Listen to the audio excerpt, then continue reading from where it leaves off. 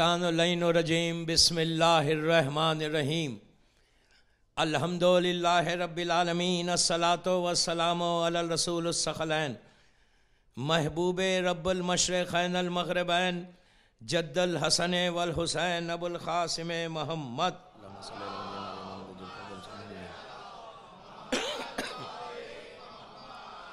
वाला अहले बैतिही तय्यबीन ताहिरीन अल मासूमीन अल मज़लूमीन बिस्मिल्लाहिर्रहमानिर्रहीम खाला इमाम जाफ़र सादिक़ अलैहिस्सलाम या सार अल्लाह वब्न सारे वल वित्रल मौतूर अशहदु अन्नका क़द क़मता सलाता व आतैता ज़काता व अमरता बिल मारूफ़ व नहीता अनिल मुनकर।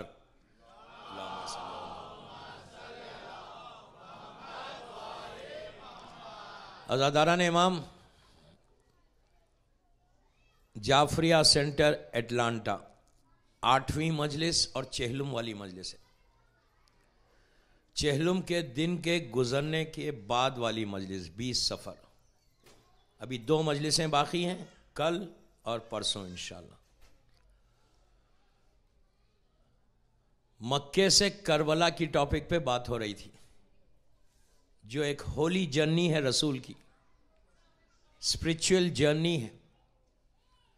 मक्के से शुरू हुई और करबला में ख़त्म हुई। मैंने पहली मजलिस में यह कहा था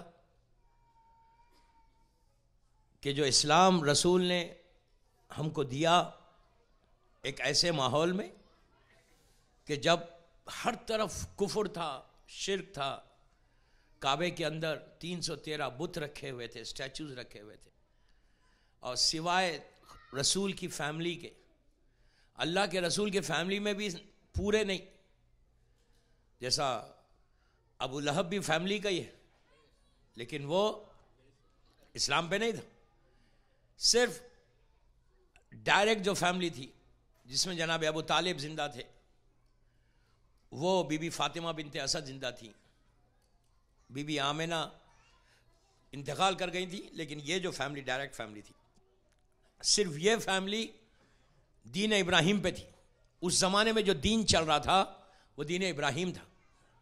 हर नबी का एक ही दीन है, इस्लाम, लेकिन जो शरीयत चल रही थी, जैसा इस वक्त शरीयत मोहम्मदी है, उस वक्त जो शरीयत थी वो शरीयत इब्राहिमी थी। तो इब्राहिम नबी की शरीयत के ऊपर उनके रूल्स एंड रेगुलेशन जो वो लेकर आए थे, जो इस्लाम सेम इस्लाम था, लेकिन नमाजें थोड़ी बदली हुई थी। बदली मतलब नमाज सेम थी, रकत ज़्यादा थी। जैसा हमारे पास सिर्फ 17 रकत है, 17 रकत नमाज दीन सीरत मोहम्मदी में पढ़ लेंगे, शरीयत मोहम्मदी में तो काफ़ी है। लेकिन दीन इब्राहिम में 17 रकत नमाज नहीं थी। नमाज शुरू से है, इन्हें नबी आदम के ज़माने से लेके आज तक, नबी मोहम्मद तक नमाज थी, हर नबी के दौर में थी, लेकिन किसी के पास 50 रकत थी, किसी के पास 100 रकत थी, किसी के पास 20 रकत, इस तरह डिफरेंट थी। उसमें बहस में जाना नहीं है मुझे। तो दीन इब्राहिम पे सिर्फ रसूल की फैमिली थी और पूरा मक्का टोटल बुत शिकन कर रहा था, काफिर था, मुशरिक था, टोटल मक्का, सिवाय चंद फैमिलीज के।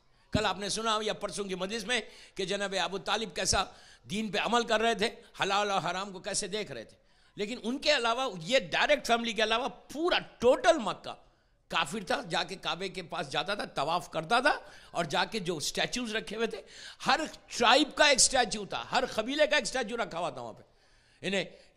इनका एक स्टैचू है, उनका एक स्टैचू है, इनका एक स्टैचू है। सबसे बड़े जो थे उसका नाम था लात, मनात, लात था, लात स्टैचू का नाम भी लात रखा गया था। लात, मनात, उज्जा, ये सब बद नाम के लोग वहाँ स्टैचूज रखे थे। और कोई गोल्ड का बना हुआ था, सिल्वर का था, लोहे का था, मेटल का था, और मिट्टी के थे, और मीठे के थे, हलवे के। जब मूड आता, पेट खाली रहता, जाके हलवा खा लेते। वो लोग अपने खुदाओं को खाते थे। सलवात पढ़े मोहम्मद वाले।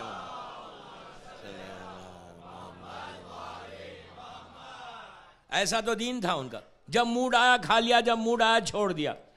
तो ऐसे, और उनका क्या था, एक पानी का खुदा था, एक पैसे का खुदा था, एक इल्म का खुदा था, एक शादी कराने का खुदा था, एक मियाँ बीवी का झगड़ा हो तो झगड़े को कैसा सॉल्व करना वो था। तो ये झगड़ा आज का नहीं है, पुराना है, समझ रहे हैं आप। एक खुदा था मियाँ बीवी में मोहब्बत करने का, मतलब एक अजीब एक शैतानियत थी, शैतान पूरा काबिज था उनके ऊपर। ऐसे माहौल में हमारा रसूल आया, बहुत डिफिकल्ट था। और उनके घर में अगर लड़की पैदा होती जिंदा दफन कर देते। इंसानियत क्या, आप देखेंगे क्या हाल था। लड़की की, औरत की इस्लाम आने से पहले 1% भी इज्जत नहीं थी। कोई स्टेज ही नहीं था लड़की औरत का, कोई मकाम ही नहीं था औरत का। अगर लड़की पैदा हो तो कई दिन बाप घर से नहीं निकलता था, लोग ताने देते थे, अरे तुझे तो लड़की पैदा हो गई। ये तो स्टेज था इस्लाम का, मतलब वहां का माहौल। ऐसे माहौल में कितना डिफिकल्ट था रसूल को, ऐसे माहौल में। और इस्लाम आने के बाद सबसे ज्यादा औरत के स्टेटस को बढ़ाया गया, सबसे ज्यादा, इसलिए कि रसूल की नस्ल ही एक बीबी से चली। यह सबसे बड़ी बात है। अल्लाह ने पूरे निजाम को बदला, पूरे उसको बदल दिया। उनके पास यह था कि औरत पैदा हो जाए, इन्हें डिजास्टर, उसके घर में इन्हें सूरत नहीं देखती। इसीलिए आज हमारे पास भी बड़े प्रॉब्लम्स है। लड़की अगर किसी के घर में, यहां मुझे पता नहीं, लेकिन इंडिया पाकिस्तान में अगर लड़की पैदा हो जाए ना तो बंदे के मूड ऑफ हो जाते कि यार ये लड़की कैसा पैदा हो गई। लड़का आजकल तो लड़की से अच्छा लड़के से अच्छा लड़की है, लेकिन तरबियत अच्छी दो। लड़की की तरबियत, मैं चाहता था कि तरबियत पे पढ़ूं, लेकिन हिस्ट्री पे पढ़ा। तरबियत, brought up is very important, very very. और आपके माहौल में, इस माहौल में तो लड़की का ब्रॉट अप, लड़की की तरबियत is so important, so important. उसके लिए खाली जो मैं पहली मजलिस से बोल रहा कि अपने घर के सराउंडिंग्स को चेक करो, घर के माहौल को सही करो। अगर घर का माहौल सही है, और उससे पहले माँ बाप को चाहिए कि दीन पे अमल करे, इसलिए कि माँ दीनदार होगी तो औलाद खुद ब खुद दीनदार होगी। अगर घर का माहौल में माँ ही दीनदार नहीं है, एग्जाम्पल माँ ही हिजाब नहीं करती तो लड़की को क्या बोलेगी। अगर माँ सुबह उठ के नमाज नहीं पढ़ती तो लड़की को क्या बोलेगी। अगर माँ 2 महीने 8 दिन आज़ादारी करेगी तो लड़की भी करेगी। अगर माँ मिक्स पार्टीज में नहीं जाएगी तो लड़की भी नहीं जाएगी। मतलब सबसे पहले अपने घर के माहौल को सही करो। लड़की का बहुत इंपॉर्टेंट, इस्लाम में जो स्टेटस औरत का है, मैं आपको बड़ी जिम्मेदारी से बोल रहा, इस्लाम के अलावा कई रिलीजन है दुनिया में, कई मजहब है, जो स्टेटस इस्लाम ने औरत को दिया वो किसी मजहब में नहीं।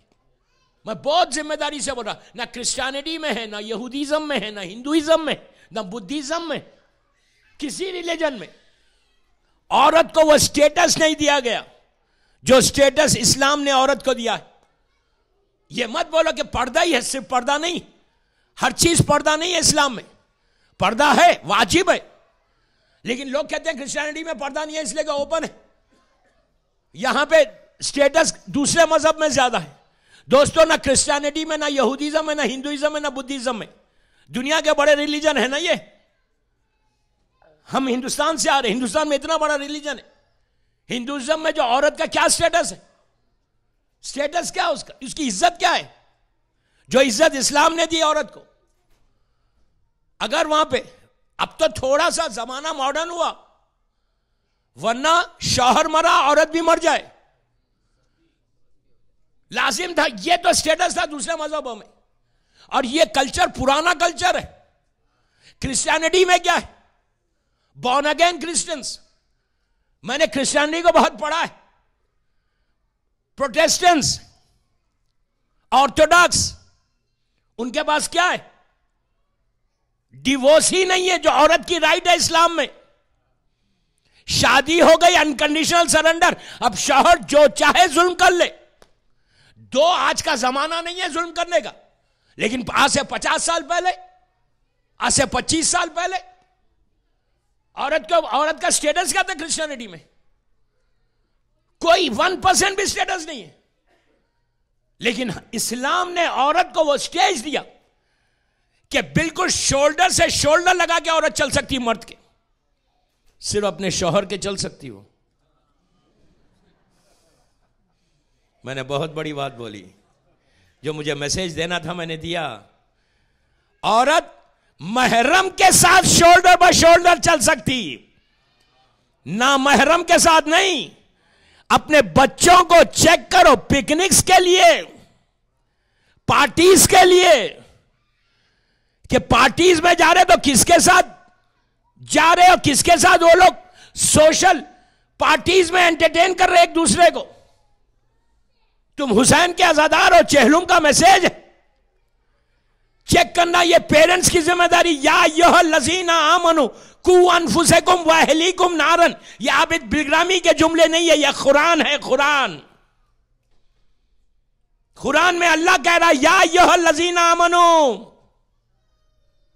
के अली वालों चेक करो अपने आप को, अपनी औलाद को। मैं नहीं कह रहा, कुरान कह रहा। You have to check, you have to check कि क्या कहां जा रही है सोशल गैदरिंग्स। इसलिए कि दोस्तों अगर इस पे हम चेक नहीं करेंगे, जनरेशन का protection it's your responsibility. Parents की रेस्पॉन्सिबिलिटी है कि अपनी औलाद का, अपने जनरेशन को प्रोटेक्ट करो। यह शिया की जिम्मेदारी है। चेहलुम का मैसेज, मौला हुसैन ने कैसे नस्ल की हिफाजत की है, उसी तरह आज हमारी भी जिम्मेदारी है कि हमारी लड़कियां, मैं एक जनरल मैसेज दे रहा, मैं सिर्फ अटलांटा के लिए नहीं दे रहा, मैं कॉमन मैसेज दे रहा कि रसूल ने नस्ल की हिफाजत के लिए, जनरेशन के प्रोटेक्शन के लिए, अल्लाह के रसूल ने एक बच्चे को गोद में उठाया, प्यार किया मदीने में, और रोने लगे, लिटरली रोने लगे। मासूम 4-5 साल 6 साल के बच्चे को गोद में उठाया, प्यार किया, किस किया, रोने लगे। मुसलमानों ने कहा रसूलुल्लाह रो क्यों रहे, इस बच्चे को देख के क्यों रो रहे।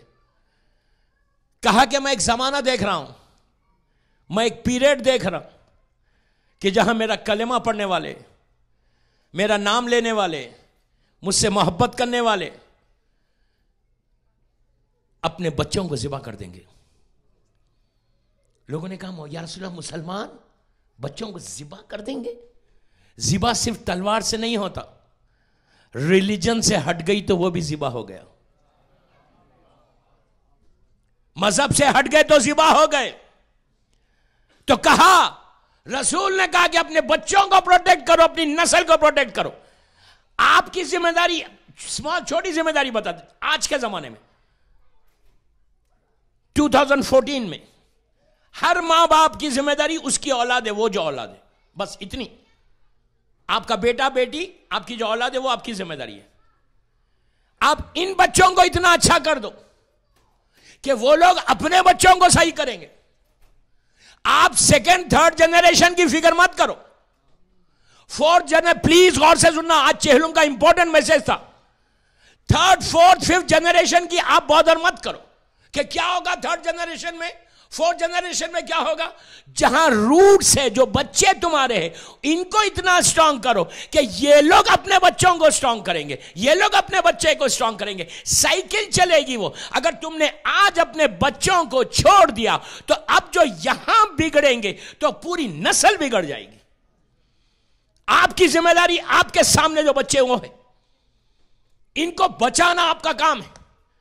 अदरवाइज दोस्तों, ये इतनी मेहनत से ये आजादारी आप कर रहे जाफरिया सेंटर में, कल क्या होने वाला है, टुमारो क्या होने वाला है। आज जितने सीनियर्स हैं माशाल्लाह, आपको सलामत रखे मौला, आप सबको सलामत रखे। 20 साल के बाद क्या होने वाला है, ये मेहनत है। मेरी ख्वाहिश है आपसे कि चेहलुम का मैसेज आज का, कि प्रोटेक्ट योर चिल्ड्रन, अपने कल्चर को प्रोटेक्ट करो और आजादारी की हिफाजत कर लो। सलवत पढ़े मोहम्मद वाले मोहम्मद।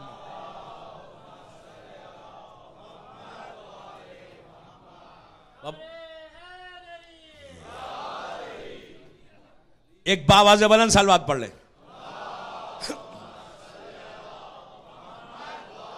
आज मैं 1 घंटा पढ़ूंगा बस, इसलिए कि मुझे मालूम है कि एक बड़ा नौहे खान, अल्लाह उनको सलामत रखे, वो आ रहे हैं, उनका कंट्रीब्यूशन है, वो पहली मर्तबा आ रहे हैं।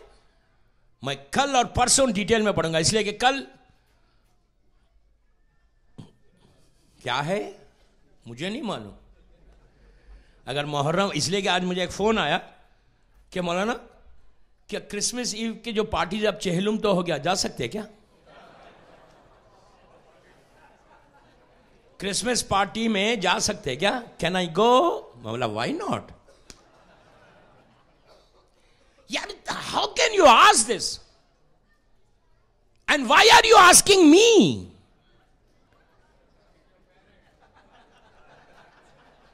मैं अभी तो वही कह रहा, सेम थिंग मैं कह रहा, इसीलिए मैंने थोड़ी सी टॉपिक को चेंज किया। हिस्ट्री पे अभी आता हूं, थोड़ी सी जो टॉपिक को चेंज किया ना, to protect your children. Why? Phone करके पूछते हैं मौलाना कैन आई गो? अच्छा, मैं ये नहीं पूछता कि लड़की पूछी या लड़का पूछा, ये नहीं बोलने वाला हूं। अब वो आप समझो। और एक फोन नहीं था, उनके साथ ग्रुप था, इसलिए कि सबकी हिम्मत नहीं हो रही थी, कहा पूरों का लीडर मैं। मौलाना can I go and after your मजलिस? मैं बोला यार इतनी मजलिस में बैठ के क्यों जाते, 7 बजे चले जाओ, have dinner with them only ना। और कल का डिनर कैसा होगा वहां पे आपको बेहतर मालूम है। एक चीज याद रखो, उस टेबल पे खाना खाना हराम है जिस टेबल पे शराब सब होती, ड्रिंक्स होते, लिखर होता। ये मैं नहीं कह रहा, ये आबिद बिलरामी के जुमले नहीं, देखो आगा शिस्तानी की तौज़ीह उठा के अपने मर्जाओं से पूछो, क्या उस टेबल पे हम खाना खा सकते? मुझसे मत पूछो, यू आस्क योर मर्जा कि मैं उस टेबल पे खाना खा सकती जिस टेबल के ऊपर ड्रिंक सर्व हो रहे? कोई मर्जा इजाजत नहीं देता। क्या उस पार्टी में जा सकती कि जहां ना महरम हो? और क्रिसमस की पार्टी कैसी होती? क्या दौरे अज़ा में मुझसे कहा कि मौलाना चेहलुम तो हो गया, चेहलुम के बाद है, इन्हें इंसिस्ट कर रहे। देखिए गीबत में इसलिए नहीं कर रहा कि मैंने नाम ही नहीं लिया किसी का, हो सकता है अटलांटा का फोन नहीं होगा, कहीं बाहर का होगा, मुझे नहीं मालूम नंबर, मैं नंबर बोलने वाला नहीं हूं। मुझे मालूम है कहां से आया फोन, किस शहर का है, मैं भी पुराना हूं यहां का, 16 साल से माशाल्लाह आ रहा हूं। आई नो कौन से शहर का कौन सा नंबर शुरू होता। मेरा 832 शुरू हो रहा, मुझे मालूम है ये ह्यूस्टन का नंबर है। तो बहरहाल मैं उस डिटेल में नहीं जाता। का चेलुम तो हो गया, हम जा सकते, बाबा जरूर जाओ, कौन रोक रहा तुमको? अगर तुम ये समझ रहे तुम्हारे वहां जाने से बीबी ज़ैनब खुश होंगी तो जाओ, वो काम करो जिससे तुम्हारी शहजादी कबूल होती। अगर बीबी राजी नहीं है तो क्यों जाना चाहते ऐसी जगह पे? दूसरों को खुश करके अपने अल्लाह को नाराज मत करो। ये पीआर छोड़ो, ये पीआर छोड़ो। ये बोल के मत बोलो कि यार मेरा पब्लिक रिलेशन है, फ्रेंड सर्कल में क्या होगा, लोग ये कहेंगे, कॉलेज के दोस्त हैं, पूरे स्कूल वाले हैं, वो लोग कह रहे हैं कि आओ हमको यहां रहना है। ये आर्गुमेंट था कि मौलाना हमको रहना है, आप तो नहीं रहते। मैंने कहा रहते नहीं रहते वो अलग बात है, ये नहीं है कि इस्लाम मदीने का अलग है, इंडिया का अलग है, अमेरिका का अलग है। इस्लाम एक है। ये मत बोलो कि रसूल को नहीं मालूम था कि 2014 में अमेरिका में एक इस तरह के पार्टीज होंगे और हमारे लोगों को जाना पड़ेगा तो बड़ा मुश्किल हो जाएगा। हराम है, हराम। एक ड्रॉप भी लिकर का, शराब का हराम है। ऐसा हराम है कि अगर पेट में जाना शुरू हो जाए फिर इमाम हुसैन पुकारते रहेंगे हल मिन नासिरुन यंसुरुना। हम इमाम पुकारेंगे, हम अटलांटा में रह जाएंगे, इमाम आके चला जाएगा। फिर या सारल्लाह अपना सारे का मतलब समझ में नहीं आएगा। मेरी ख्वाहिश है चेहलुम के मैसेज में कि प्लीज चेक योरसेल्फ। पेरेंट्स को चाहिए कि बच्चों को चेक करो कि स्कूल्स में, डॉर्म्स में पार्टीज में जा कहां रहे? मैंने मिसाल दी थी बीबी ज़ैनब के बच्चों की, मैंने मिसाल दी थी शहजादी कौनैन इमाम हसन से कैसा चेक कर रहे, एंड हम क्या कर रहे? अपने बच्चों पे पूरा ट्रस्ट करो, 100% ट्रस्ट करो। लेकिन अल्हम्दुलिल्लाह रियली अटलांटा के बच्चे बहुत अच्छे हैं, यूथ यहां का बहुत अच्छा है, यहां की लड़कियां, यहां के लड़के अल्हम्दुलिल्लाह 95% हिजाब में आ गया। अब इससे ज्यादा क्या चाहिए? पूरे लड़के यहां, लड़कियां हिजाब, पूरे लड़के दाढ़ी छोड़े हुए, क्लीन शेव तो कोई मुझे दिखता ही नहीं अटलांटा में। कोई ये नहीं बोले कि नंबर बदलो आंख का।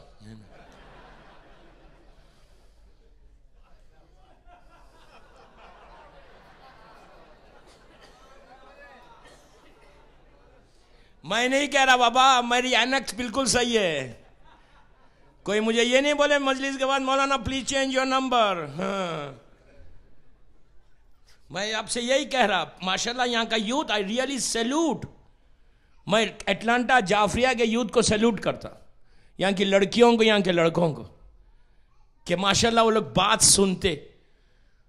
अल्हम्दुलिल्लाह इतना बिग चेंज, माशाल्लाह। मौला आप लोगों को सलामत रखे, आपके बिजनेस में, आपके घर में, आपकी जिंदगियों में बरकत दे। आज की मजलिस 1 घंटे की है, इसलिए मैं कोई ज्यादा नहीं दे रहा, लेकिन प्लीज कल की वेरी इंपॉर्टेंट मजलिस, कल की और परसों की मजलिस, मेरे 2 ही मजलिसें यहां बाकी हैं। ये नहीं करना कि कल घरों को चले जाना, यार चेलूम हो गया, क्रिसमस ईव है, एटलीस्ट सिट एट होम और टीवी लगा के देखना, वो नहीं करना। कल का दिन बहुत इंपॉर्टेंट है। कल की मजलिस, जो टाइमिंग्स मुझे नहीं मालूम, जो भी टाइमिंग्स पे होगी, कल की और परसों की लास्ट मजलिस। लेकिन परसों के बीच में दिन में एक मजलिस है रिजवान भाई के घर पे। फिर मैं ऐलान कर रहा, रिजवान भाई के घर की टॉपिक है first night in the grave. दिन की मजलिस है, इसलिए ये टॉपिक पढ़ रहा। रात की मजलिस होती रिजवान भाई के घर पे तो मैं नहीं पढ़ता।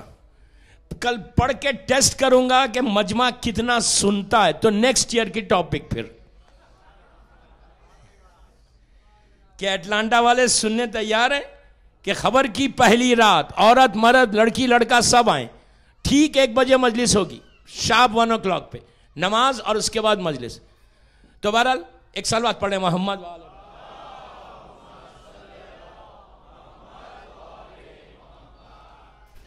दोस्तों ऐसे माहौल में कल और परसों इंशाल्लाह डिटेल में जाऊंगा। आज मैं तेजी से आगे बढ़ूं, तेज वक्त आधा घंटा इसी में निकल गया। आपसे ख्वाहिश है प्लीज थोड़ा थोड़ा आगे आ जाए, प्लीज आ जाए, बहुत जगह है, प्लीज पीछे वाले सब सामने आ जाए। सलवात पढ़ ले मोहम्मद वाले प्लीज सामने आ जाए, आगे आ जाए। पीछे वाले आगे आते रहे।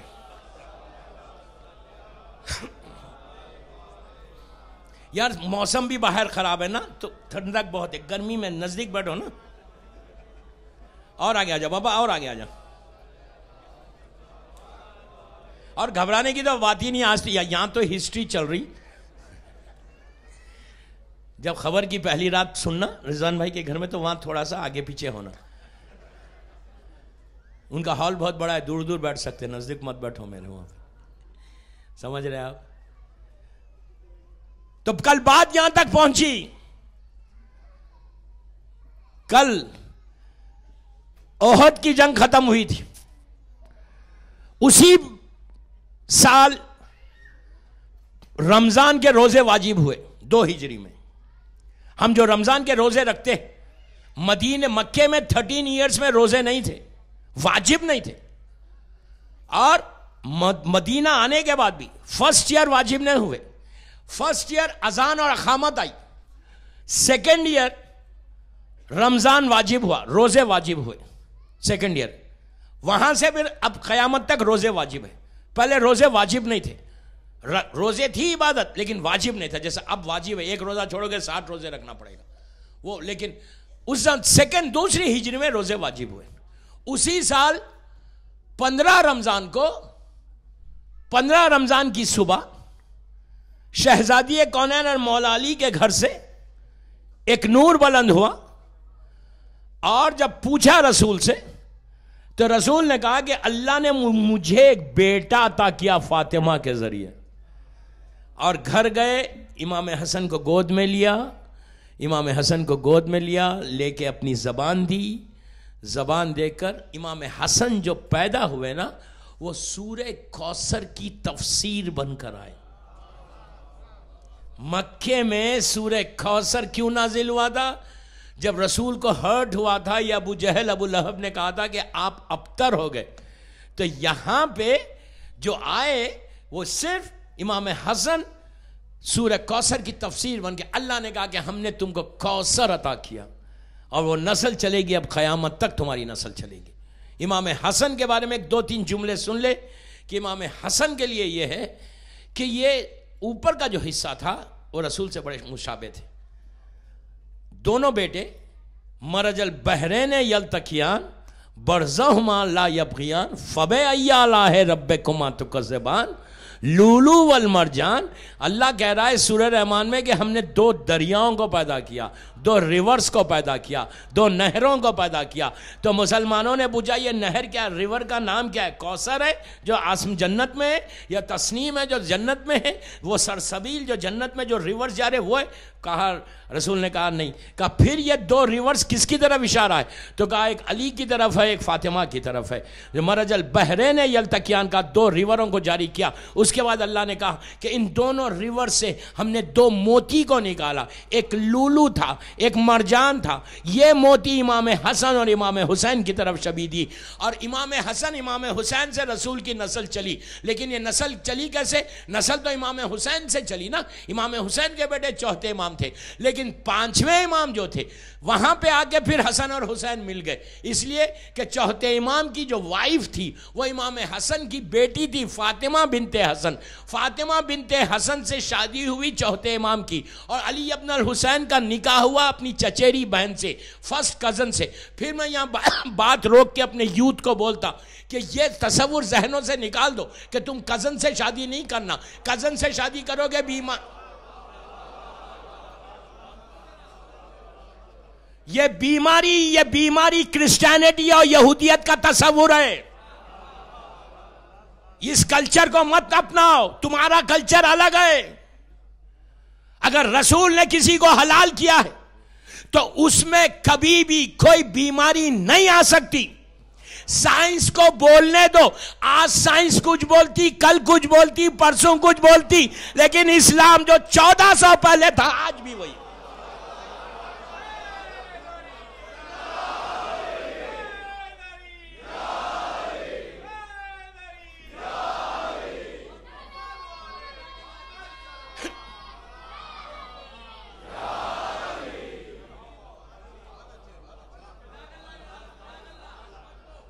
ये कल्चर को निकालो यहां से, कल्चर को। ये तुम्हारा कल्चर नहीं है। वो चीज को फॉलो करे कि जो तुम्हारा मौला बोलता, तुम्हारा इमाम बोलता, तुम्हारा रसूल बोलता, तुम्हारा खुदा बोलता, कुरान बोलता। ये हमारा कल्चर नहीं है, ये हमारा तसव्वुर नहीं है। रिसर्च आज है, कल कुछ है, परसों कुछ है। ये ईसाइयत और यहूदियत का तसव्वुर है कि फर्स्ट कजन से शादी मत करो। क्यों नहीं करो? हमारा अगर पूरा देखो, इमाम चौथे हमारे जो पांचवें इमाम है वो अपनी सगी चचेरी बहन फर्स्ट कजन इमाम हसन की बेटी, इमाम हुसैन का बेटा, दो मासूम की औलाद, उनसे पांचवें इमाम पैदा हुए। यहां पे आके सूरह रहमान मुकम्मल हुआ। सूरह रहमान मुकम्मल यहां हुआ, लूलू और मरजान यहां आके मिले। अब पांचवें इमाम से जो नस्ल चली वो है लूलू और मरजान की नस्ल इमाम ज़माना तक। तो ये तस्वीर मत करो। यहां पे मैं यूथ को बोल रहा, लड़कियों को बोल रहा, ये तो मेरा कजन है। How cousin? अरे ये तो मेरा भाई है। अरे बाबा भाई कैसा है? भाई वही होता जो रियल ब्रदर है। जो रियल ब्रदर है तुम्हारा, वो तुम्हारा भाई है। कजन्स भाई नहीं है, कजन कजन है, हमेशा वही कजन रहेगा। 9 साल की लड़की हुई, कजन के साथ खेलती रहे। दो भाई, मिक्स फैमिलीज होती हैं यहां पे, बहुत अच्छी बात है, कोई हराम नहीं है। भाई बहनों की औलाद साथ रहती रहो, बहुत अच्छा है।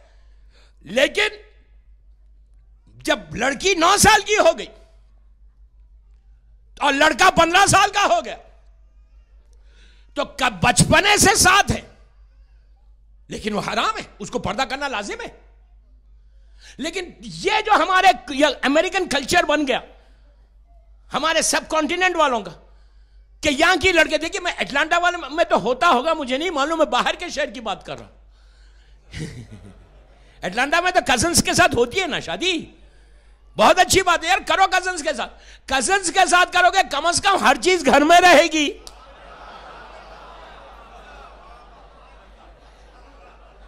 मैंने बहुत बड़ी बात की, पूरा पैसा घर में रहेगा ना। सलवात पढ़े मोहम्मद वाले मोहम्मद।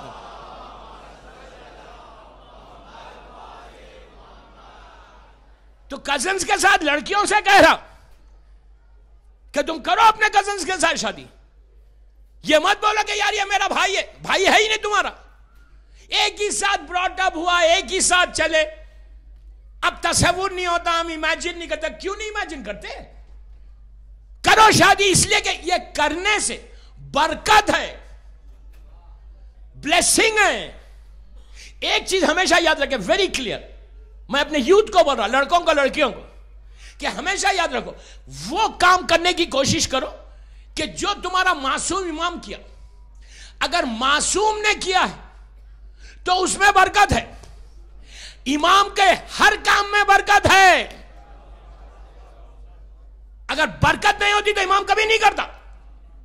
आप इमेजिन करें कि फर्स्ट कजन है, फर्स्ट कजन, चौथे इमाम और बीबी फातिमा, उनसे जो औलाद हुई वो लुल्लू मरजान बन गई।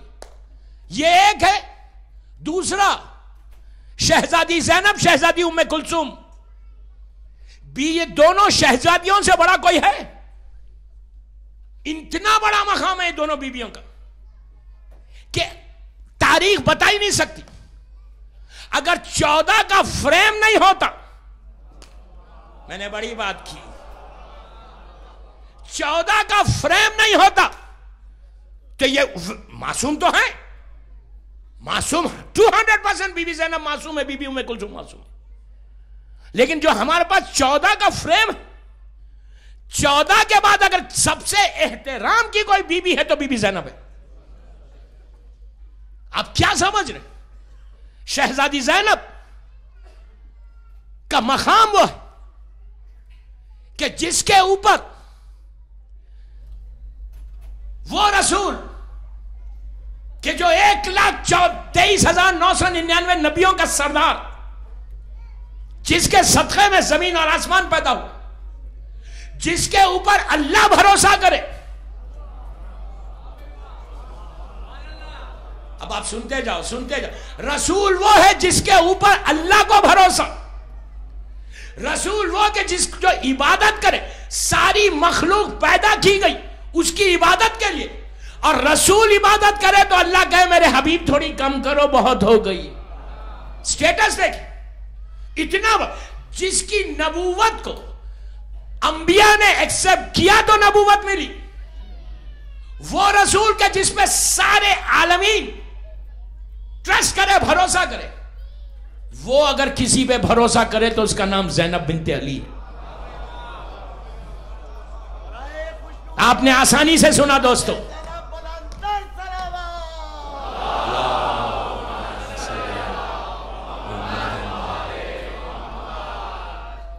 आप नहीं समझे, मैंने इतना बड़ा जुमला कहा। क्यों कहा? वो रसूल किसी पे भरोसा करे।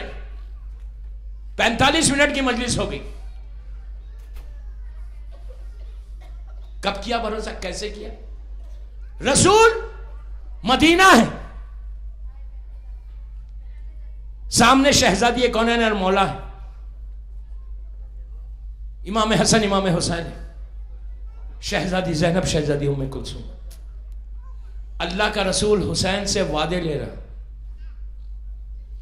करबला के एक एक वादा ले रहा कि बेटा ये होगा, ये होगा। अभी मैं जब मसाइब पे आऊंगा तो ये वाकया फिर से पढ़ूंगा। ये वादा, ये वादा, ये वादा, ये होगा बेटा, ये होगा बेटा, ये होगा बेटा, ये होगा। इमाम हुसैन हर वक्त कह रहे हैं कि नाना मैं मौजूद हूं। हुसैन तो इमाम है, इमाम कह रहा। हमारा अकीदा यह कि इमाम पैदा इमाम होता है, दुनिया में आके इमाम नहीं बनता। और दुनिया में तो इमाम जो आए ना, ये उनका ज़हूर हुआ, असल तो पैदा तो लाखों साल पहले हो गए थे। ये कोई इमाम यहां के पता नहीं, ये तो ज़हूर है हमारे इमामों का। ये कब पैदा हुए, इनका नूर कब खल्क हुआ, कोई बता ही नहीं सकता। लाखों लाखों लाखों साल पहले। इनकी इबादत को देख के मलाइका ने इबादत की, इनके सजदों को देख के मलाइका ने अल्लाह के सामने सजदा किया, इनकी तस्बीह को देख के मलाइका ने तस्बीह की। इनका मकामी कुछ और। इमाम हुसैन 3-4 साल के, रसूल वादा ले रहे, इमाम वादा पूरा कर, रसूल बोल के सामने बोल रहे, रसूल कह रहे बेटा ठीक है, बेटा ठीक है। जब रसूल ने ये कहा, मैंने क्या जुमला कहा कि बीबी का जुमलों पे रसूल को भरोसा कितना था, वो असल बात है। मकाम ज़ैनब को देखो। उसके बाद प्लीज गौर से सुनो, एक स्टेज ऐसा आया कि रसूल ने कहा कि बेटा तुम्हारे बाद तुम्हारी बहनों के सरों से चादरें छीनी जाएंगी। हुसैन ने सर को झुका दिया।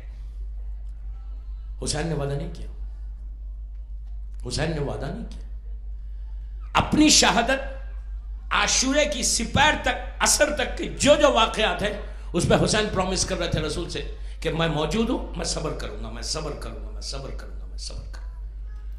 लेकिन शाम गरीबा के वाकयात पे जब कहा कि बेटा तेरी शहादत के बाद तुम्हारी बहनों के सरों से चादरें छीनी जाएंगी, हुसैन ने सर को झुका दिया। रिवायत का जुमला है कि 3 या 4 साल की शहजादी उठी, भाई के पुष्ट पे हाथ रखा, कहा मां जाए वादा कर लो ज़ैनब मौजूद है।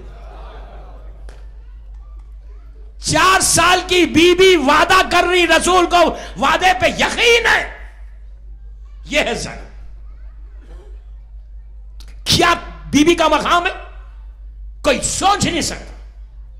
शहजादी कौनैन की वारिस है, सानिया ज़हरा कहते हैं ज़ैनब को, लेकिन कोई सानिया ज़ैनब पैदा नहीं हुई। करेज क्या था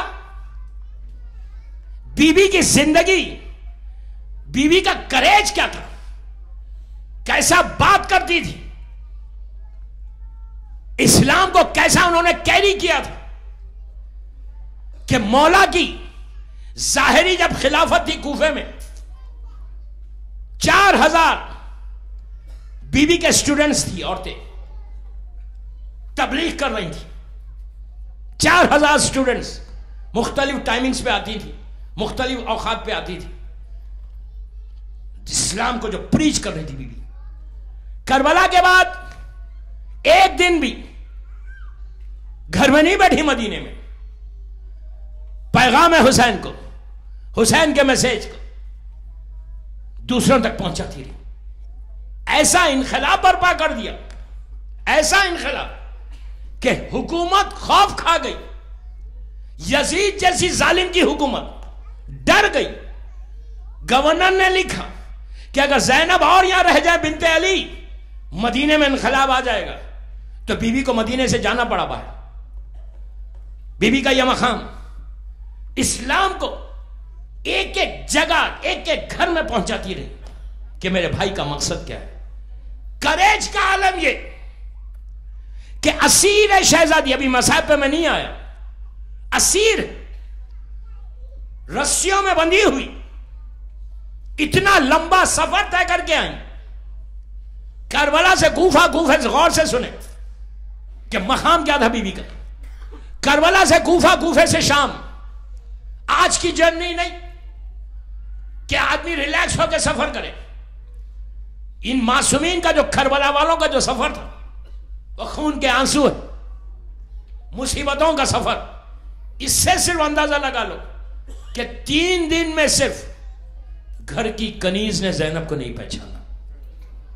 3 दिन के अंदर यह हालत हो गई थी बीबी की। इतनी मुसीबतों के बाद बीबी जब यजीद के दरबार से, सुनो, यजीद के दरबार में पहुंची, जालिम का दरबार, दुश्मन जालिम यजीद बैठा हुआ, और जब वो बैठकर, और बीबियां एक जगह कोने में असीर होकर खड़ी हुई हैं, दुश्मन भरे हुए, ऐसे दरबार में यजीद ने जब अपनी तारीफ करना शुरू की और ये ऐलान किया कि आज फतह हमको हुई, कामयाबी हमको हुई, विक्ट्री हमको हुई, विक्ट्री हमको हुई। पूरे दरबार में चीख के बोलता है।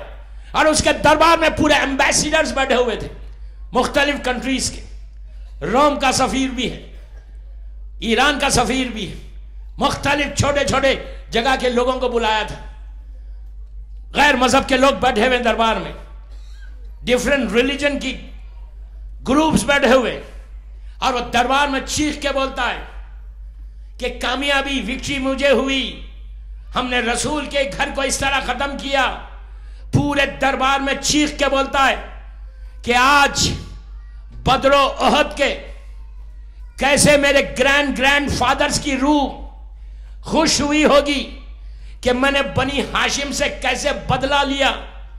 तकरीर ये जालिम करता है और पूरा दरबार सख्ते में खामोश बैठा हुआ है। उसके बाद कहता है कि हमने इनको माजल्ला खत्म कर दिया।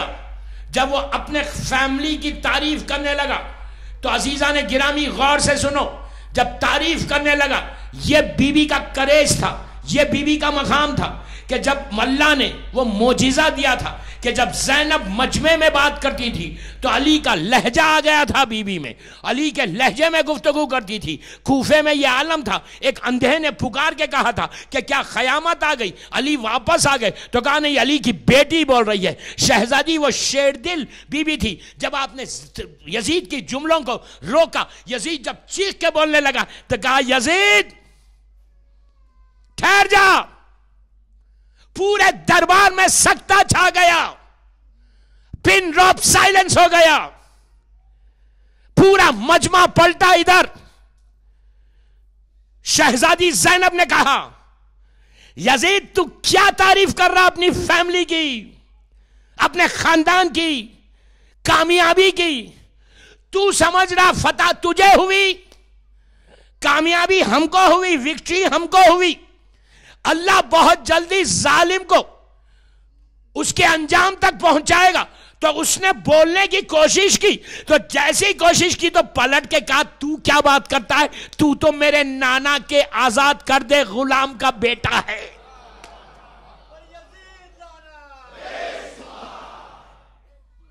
सलवात पढ़े मोहम्मद वाले मोहम्मद।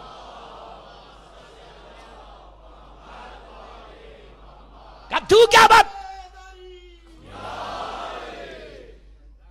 तू क्या बात करता है, तू तो मेरे नाना के आजाद करते गुलाम का बेटा है। ये करेज चाहिए, ये करेज चाहिए, हक बोलने का करेज चाहिए। क्यों? बीबी को बताना था कामयाबी ये है।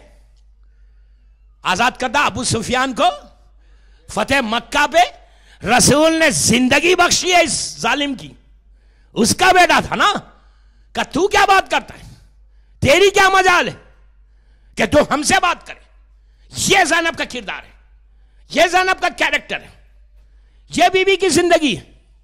अगर वो 15 का 14 का फ्रेम नहीं होता तो बीबी भी उसी मकाम पे थी। लेकिन मुझे कोई राइट नहीं है बोलने का। बीबी बीबी है, 14 मुझे कोई राइट नहीं है कंपेयर करने का। उनका मकाम अपनी जगह पे, इनका मकाम अपनी जगह पे। लेकिन आज का जो दिन था चेहलुम का, 50 मिनट की मजलिस हो गई, यह पूरा दिन बीबी ज़ैनब का है। चेहलुम सिर्फ और सिर्फ शहजादी ज़ैनब, बीबी ज़ैनब का दिन है।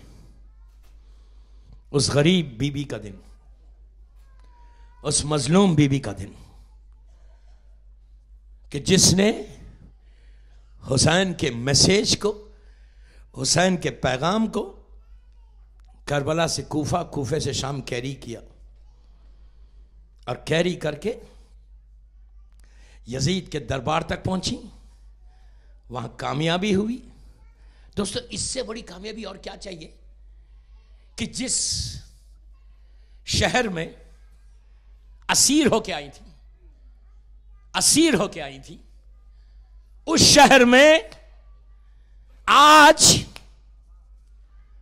यजीद को अपने लश्कर की कसरत पे बड़ा नाज था, महलाते शाही पे बड़ा नाज था, उसको अपनी दौलत का नशा था, उसको अपनी ताकत का खुमार था, उसको अपने बाप दादा की वसीयतों का ख्याल आ रहा था। वो ये समझ रहा था कि मैं आज कामयाब हो गया। लेकिन आप इंसाफ से बोलो कि आज सब जायरीन है 1400 साल के बाद, आज उसी शाम में कि जहां इतने जुल्म के साथ इतनी बड़ी हुकूमत, यजीद की हुकूमत कोई छोटी हुकूमत नहीं थी। यजीद छोटी सी हुकूमत पे, छोटे सी कंट्री पे हुकूमत नहीं कर रहा था। यजीद की जो गवर्नमेंट थी, यजीद का जो खलीफा जो यजीद बना था, वो सिर्फ सीरिया पे नहीं था, सऊदी अरेबिया पे सिर्फ नहीं था, पूरा मिडिल ईस्ट। उस वक्त इस्लाम पूरे मिडिल ईस्ट में फैला हुआ था। मिडिल ईस्ट, इजिप्ट तक इस्लाम था, ईरान तक इस्लाम था, नीचे सिंध तक इस्लाम था, ऊपर यमन तक इस्लाम था, सेंट्रल अफ्रीका में आ गया था, सूडान तक इस्लाम फैल गया था। इतनी बड़ी हुकूमत यजीद की हुकूमत थी, इतनी बड़ी हुकूमत, हर तरफ यजीद का सिक्का, हर तरफ यजीद अपने आप को खलीफा बोल रहा। लेकिन इतनी बड़ी हुकूमत का हुक्मरान, इतनी बड़ी हुकूमत चलाने वाला, आज नतीजा क्या हुआ? आज इतनी पूरी हुकूमत में कोई यजीद को नहीं जानता, लेकिन आज उसी शाम में जाकर पूछो सैयदा ज़ैनब कहां है? यह है बीबी। यजीद खत्म हो गया हमेशा के लिए, वीराने में चला गया, अंधेरों में चला गया। यही मैसेज है कि अपने आप को हुसैन और हुसैन के साथियों के साथ मिला लो तो तुम्हारा नाम भी बाकी रहेगा, वरना तुम गुमनामी में चले जाओगे। अगर अपने नाम को अमेरिका में बाकी रखना चाहते तो do something for your religion, do something for इमाम Hussain, spare some time for Hussain. If you do something, तुम्हारा नाम एग्जिस्ट कर रहेगा, यहां पे रहेगा जमीन पे। अदरवाइज रेज हो जाओगे, रेज हो जाओगे अपने रिलीजन के लिए, अपने मजहब के लिए, अपने किरदार के लिए, अपने दीन के लिए। आप मेरी तरफ मुतवज्जे रहें। सलवात पढ़े मोहम्मद वाले मोहम्मद पर।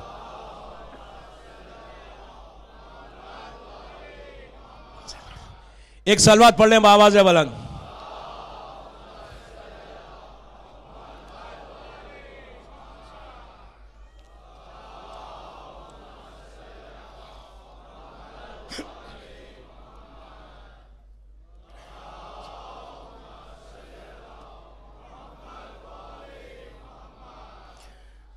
बावाज वालन सलवात पढ़ लें।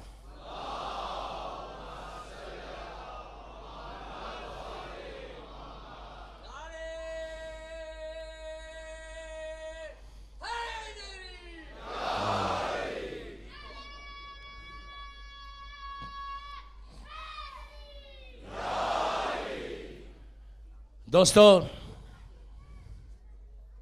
अरबईन का दिन, बीबी का दिन, मजलिस के बाद एक अजीम नोहे खान बरादर अजीज जनाब नदीम सरवर साहब आपको नोहा पढ़ के सुनाएंगे। आप मातम करेंगे। मौला इनको सलामत रखे, इनकी ज़बान में और असर अता करें। बड़ी खिदमत है इनकी, काफ़ी अरसे से जो भी हुसैन के लिए करेगा, जो भी हुसैन के लिए करेगा, हुसैन उसे अता करेगा। इनकी बारगाह में खुलूस के साथ आना है बस। सर उठा के मत और सर को झुका दिया। हुसैन कुछ नहीं चाहते, सिर्फ तुम्हारा खुलूस चाहते। दिल से दिल से दिल से दिल से अपनी जिंदगी को मौला हुसैन की जिंदगी पर चलाओ। उनकी लाइफ के हिस्सों को अपनी जिंदगी में इंप्लीमेंट करो। 1435 हिजरी का मुहर्रम अपनी डेस्टिनी को बदलने वाला मुहर्रम हो। 1435 हिजरी के मुहर्रम में मौला हुसैन की जिंदगी के उन हिस्सों को अपनी जिंदगी में लेकर आओ कि कल तुम पुकार के कह सकते कि फया लैतनी कुंतु माकुम फाफुजा माकुम। अदरवाइज नो दोस्तों, नो। आजादारी फॉर्मेलिटी की नहीं है, आजादारी खुलूस की है। नाम बाकी रखना चाहते हैं तो डू समथिंग फॉर इमाम हुसैन।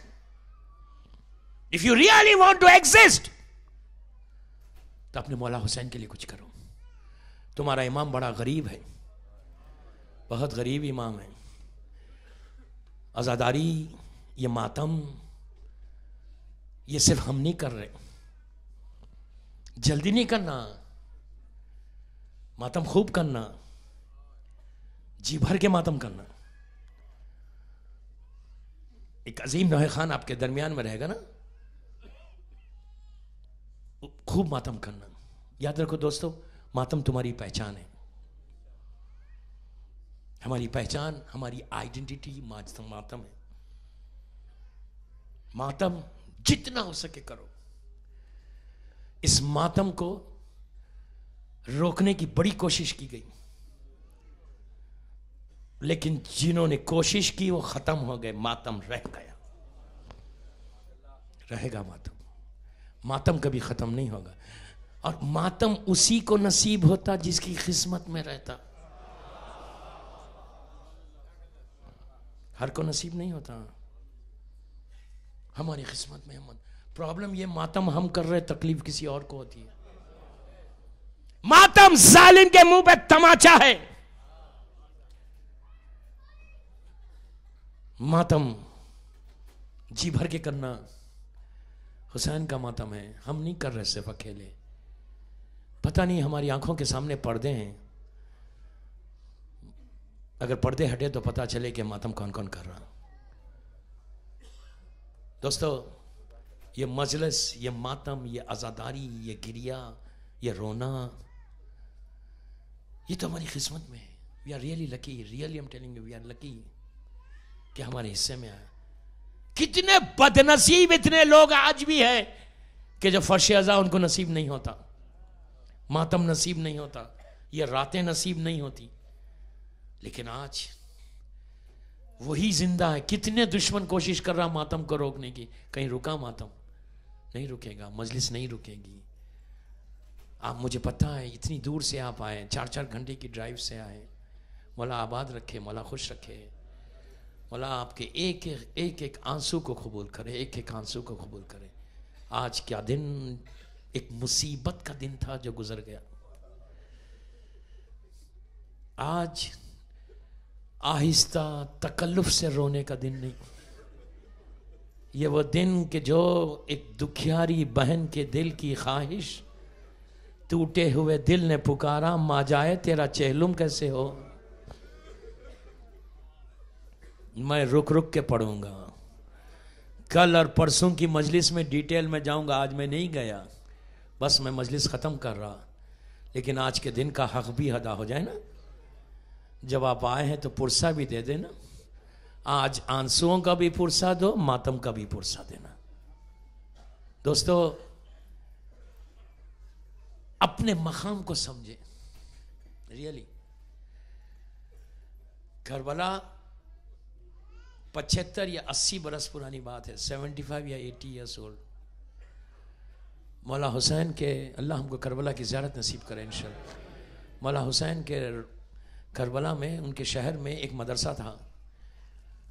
उस मदरसे के 2 स्टूडेंट्स, तालिब इल्म, मौला हुसैन की ज़ियारत को आए शब जुमा।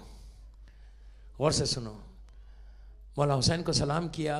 सलाम करके, आपको पता है जैसे ही मौला को सलाम करते हैं फिर लेफ्ट पे मुड़ते हैं तो जनाब हबीब इब्ने मज़ाहिर है वहाँ पे। बड़ा मकाम है हबीब का, बड़ा मकाम है। इतना बड़ा मकाम, खाली इससे अंदाज़ा लगा लो कि अली की बेटी ने सलाम कहा है हबीब का। इतना बड़ा मकाम है कि शहजादी ने सलाम कहा है। और मेरे मौला हुसैन ने जिसको ख़त लिख के बुलाया उसका नाम हबीब है। दोनों ज़ायर गए, जनाब हबीब को सलाम किया। हबीब को सलाम करके, दोनों क्लास फेलोज हैं, एक दूसरे को देख के कहा, हबीब की क्या किस्मत है, कितना बड़ा मकाम है, स्टेटस मौला हुसैन ने क्या दिया हबीब को कि शहादत के बाद अलग से उनकी खबरें मुबारक है। खत लिख के बुलाया, शहजादी ने सलाम भेजा। गंजे शहीदा में, जहां शोदाए करबला है, वहां पे जनाब कासिम है, जनाब औनो मोहम्मद हुसैन के बच्चे, वहां पर हबीब को अलग से मकाम मिला।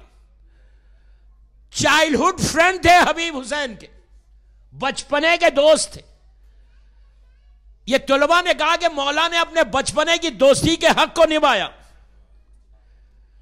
कि जो मकाम दोस्ती का था वो हक अदा किया, कि शहादत को इसलिए कि बगैर हुक्म इमाम के कोई दफन नहीं हो सकता था। चौथे इमाम ने दफन किया, वही मशहद हुसैन की थी। का कितना बड़ा मकाम है। अब हबीब की कोई ख्वाहिश नहीं होगी, इतना बड़ा मकाम दे दिया। शब में ख्वाब में दोनों ने हबीब इब्ने मज़ाहिर को देखा कि हबीब आए और आके कहा कि ऐ ज़ाहिर हुसैन, तुमने जो कहा है वो सच है कि हुसैन ने अपनी दोस्ती के हक़ को निभाया, मुझे ख़त लिख के बुलाया, सैदानी ने मुझे सलाम किया। शहादत के बाद मुझे अलग से खबर मिली, अलग से जगह मिली, अलग से मुझे मेरा मज़ार बन गया। दोस्त, तुम लोगों ने जो कहा है वो सच है। लेकिन पलट के हबीब ने कहा कि ऐ ज़ाहिर, अभी भी हबीब की एक ख्वाहिश है। पूछा क्या, अब क्या ख्वाहिश होगी? तो कहा अगर अब अल्लाह मुझे जिंदा करे, वापस दुनिया में भेजे, तो मैं हुसैन का अज़ादार बन के बैठूं मजलिस में। अब अपने मकाम का अंदाज़ा लगाओ कि तुम्हारा मकाम क्या है। अज़ादार हुसैन का मकाम क्या है कि जिस के साथ मादर हुसैन बैठ के गिरिया करे, ये अज़ादार का मकाम। दोस्तों, चेहलुम लाखों की तादाद में आज करबला में लोग बैठे हुए हैं ना। आज की रात आप देख रहे कि लाखों की तादाद में, मिलियंस की तादाद में हुसैन को जाके सलाम कर रहे, सलाम अलैका या अबा अब्दुल्ला, या अबा अब्दुल्ला, सब सलाम कर रहे, मौला सबके सलाम को कबूल कर रहे। अभी ज़ायरीन आए, जाके आशुरा करके आए। आप ये बताएं कि शुरू से क्या ऐसी था करबला? आज जैसा करबला है? शुरू से इतनी रौनक थी? आज जब ज़ाहिर जाता तो हजारों लाखों की तादाद में ज़ायरीन है, बाजार लगा हुआ, लोग आ रहे हैं, लोग जा रहे हैं, खाना चल रहा है, दुकानें हैं, होटल्स बनी हुई, एक आबाद शहर है हुसैन का, एक आबाद शहर है। लेकिन हमेशा ऐसा नहीं था। जब पहली मर्तबा बहन चेहलुम को करबला आई, महमिल के पर्दे को हटाया, करबला के मैदान पे निगाह डाली, तो ज़ैनब का दिल फट गया। करबला के मैदान में सन्नाटा था, चंद खबरें थीं, और ज़ैनब ने महमिल के पर्दे को हटा के टूटे हुए दिल ने जो पुकारा, जो आवाज थी, उसको मिर्जा दबीर ने अपने मरसिए के बन में कहा कि मैं जानती थी शहर बसा होगा भाई का, मैं जानती थी शहर बसा होगा भाई का, होगा हुजूम खबर पे सारी खुदाई का, चेहलुम करूंगी धूम से मैं करबलाई का, पुरसा बिया कोई नहीं जहरा की जाई का। फिर ज़ैनब ने आगे बढ़ के कहा, चेहलुम तो कर चुकी मैं दिल अफगार या हुसैन, अब रोजा किस तरह से हो तैयार या हुसैन, बेटा भी है बहन भी है नादार या हुसैन, आखिर कभी तो आएंगे जव्वार या हुसैन। वो ज़ैनब की ख्वाहिश थी जो आज लाखों की तादाद में जाके अस्सलाम वालेका या अबा अब्दुल्ला। आपकी आवाजें बुलंद हो गई, खुदा किसी गम में ना रुलाए। चेहलुम चेहलुम चेहलुम अरबईन हुसैन, ये उस ज़ैनब की ख्वाहिश दोस्तों, उस बीबी की ख्वाहिश कि जब शहजादी करबला से कूफा, कूफे से शाम इस काफिले को लेकर गई, आपने सुन लिया, मैंने कह दिया कि कूफे से शाम चली गई ज़ैनब, ये वो जगह है कि आज भी ज़ाहिर जब जाता ना शाम, उस बाजार से जब गुजरता तो निगाहों को नीची करके जाता। क्यों? कि यही वो बाजार है कि जहाँ से ज़ैनब को लेकर जाते हुए, और जब बाजार ख़त्म होता तो वहाँ एक दरवाज़ा नज़र आता, उस दरवाज़े का नाम है बाबस सात। वहाँ जब ज़ाहिर जाता तो तड़प जाता, इसलिए कि ये वो दरवाज़ा है जहाँ 12 घंटे अली की बेटी खड़ी रही। आहिस्ता नहीं रोना, आहिस्ता नहीं रोना, नहीं रोना, आहिस्ता। 12 घंटे तक ज़ैनब खड़ी हुई थी। क्यों? इसलिए कि दरबार सजाया जा रहा था। और जब सुबह में चली बीबी, दरवाजे पे पहुंची, दरबार पे निगाह डाली, शहजादी ने कहा मैं दरबार में नहीं जाऊंगी। बैठ गई बीबी। जैसे बीबी बैठी, सब बीबियां बैठ गई। शिमिर ताजियाना लेके चौथे इमाम के पास आया, कहा कि सैयद सज्जाद अपनी फूफी से कहो कि दरबार में चले। अजीजों, शहजादी ने के पास इमाम आए, लेकिन इमाम ने यह नहीं कहा कि फूफी अम्मा दरबार में चलिए, बल्कि कहा फूफी अम्मा जरा बाबा के सर की तरफ देखिए। अब जो ज़ैनब ने सर को उठाया तो देखा हुसैन की आंखों में आंसू थे। ज़ैनब तड़प गई। कहा भैया रो मत, भैया रो मत, ज़ैनब चली जाएगी दरबार में। अब ज़ैनब पलटी, नजफ का रुख किया, कहा या अली बाबा मेरी मदद करो। ज़ैनब दरबार में जारी। इसी तरह आहिस्ता आहिस्ता आहिस्ता आहिस्ता, चेहलुम चेहलुम की रात है, चेहलुम की रात है। शहजादी दरबार में आ गई। एक गोशे में सैदानियां खड़ी हुई थी। यजीद तख्त पे था, तश्ते तिला में हुसैन का सर था। यजीद के हाथ में बेद थी, छड़ी थी। वो उस होंठों की तरफ मुतवज्जे था। जब होंठों की तरफ वो मुतवज्जे हुआ तो ज़ैनब कांप गई।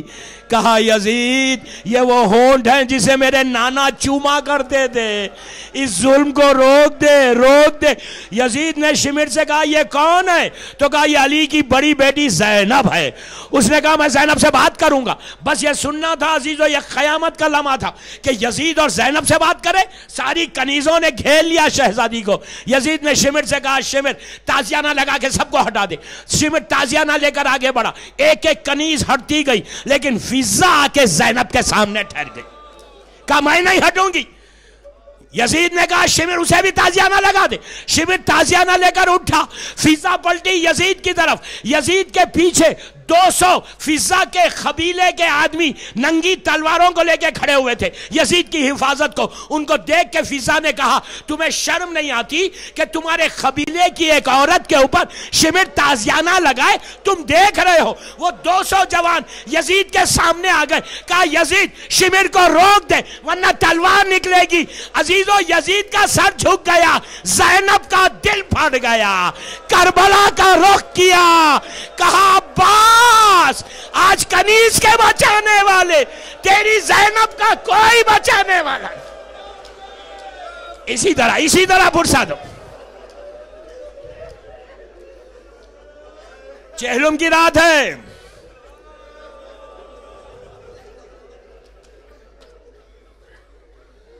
सैदानी जिंदान में आ गई। सकीना शहीद हो गई। बच्ची की मैयत भाई के हाथ पे आई। लहद के करीब पहुंचे। ज़ैनब ने करबला का रुख किया। कहा अब्बास सकीना दफन की जा रही है। 2 हाथ बुलंद हुए, सकीना को ले लिया गया। रिहाई मिली। शाम में मजलिस की बुनियाद रखी। पैराहन हुसैन को लेकर जब शहजादी चलने लगी तो चौथे इमाम ने आके पूछा कि फूफी अम्मा काफिला किधर से जाएगा? कहा बेटा काफिले को जिंदान पे लेके चलो। एक एक ऊंट आया जिंदान के ऊपर, एक एक बीबी उतरी, लेकिन ज़ैनब के उतरने का अंदाज कुछ और था। जब शहजादी का ऊंट आया, बिठाया नहीं गया बल्कि बीबी ने अपने आप को ऊंट से जमीन पे गिराया। छोटी सी खबर के पास गई, जाके कहा सकीना हम वतन जा रहे वापस। बीबी बेटी वतन जाने की बड़ी ख्वाहिश थी। सकीना उठो, पलट के शाम की औरतों से कहा बीबियों मेरी बच्ची प्यासी है। काफिले को लेके करबला पहुंच गई।